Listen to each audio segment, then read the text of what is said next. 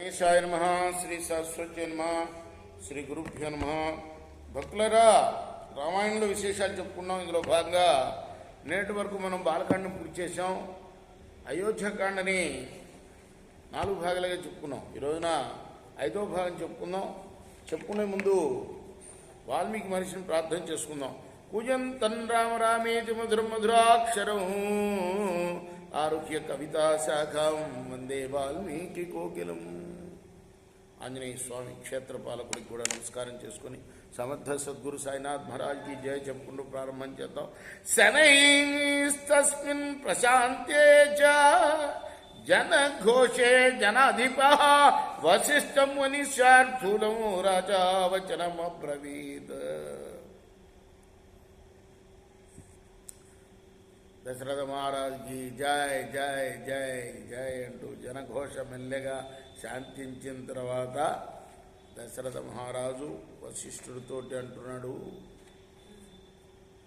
పూజ్యుడా, రామాభిషేకం కోసం కావలసిన పనులకి ఉపకరణాలని సిద్ధం చేయటానికి తగిన వారిని మీరు ఆజ్ఞాపించండి.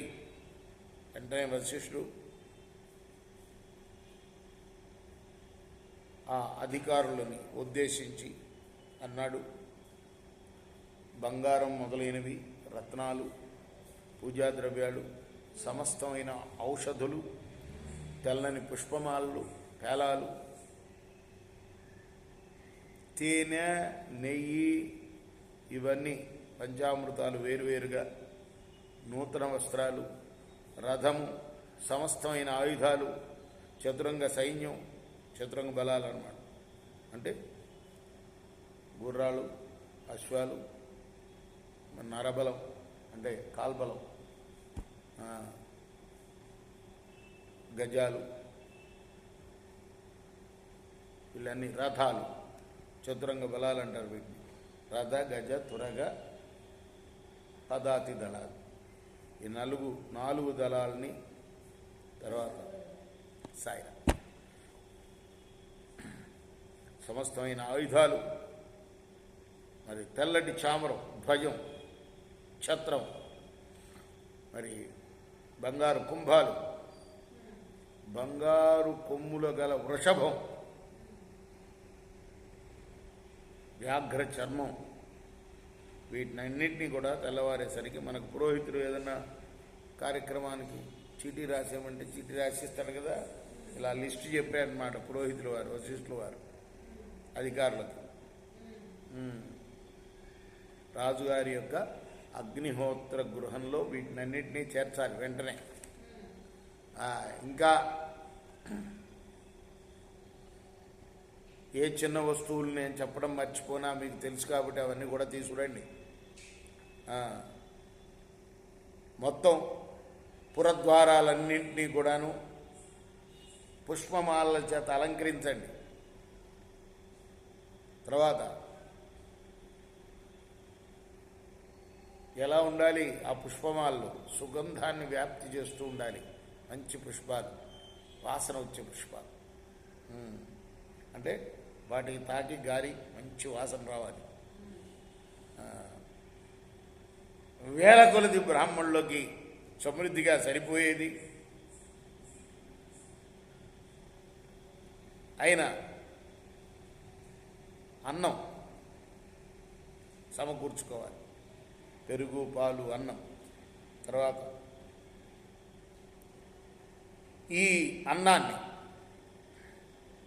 ప్రాతకాలంలోనే బ్రాహ్మణ ప్రముఖులకి సత్కారపూర్వకంగా ఇవ్వాలి. నెయ్యి, పెరుగు, పేలాలు, పుష్కలమైన దక్షిణలు కూడా వారికి ఇవ్వాలి.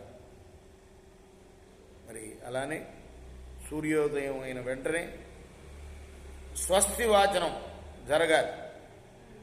బ్రాహ్మణులు ఆహ్వానించి వారికి తగిన ఆసనాలు ఏర్పాటు చేయాలి. ఇంకా రాజవీధులన్నింటిలో పతాకాలు, జెండాలు ఎగురుతూ ఉండాలి. నటులు రావాలి, తాళాలు వేస్తూ నటన చేసే నటులు రావాలి. బాగా అలంకరించుకున్న వేశ్యలు కూడా రావాలి.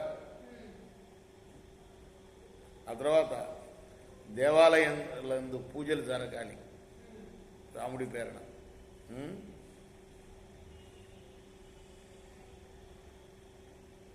పూలమాలను తీసుకొని పురుషులు సిద్ధంగా ఉండాలి. ఎక్కడ? దేవాలయాల దగ్గర.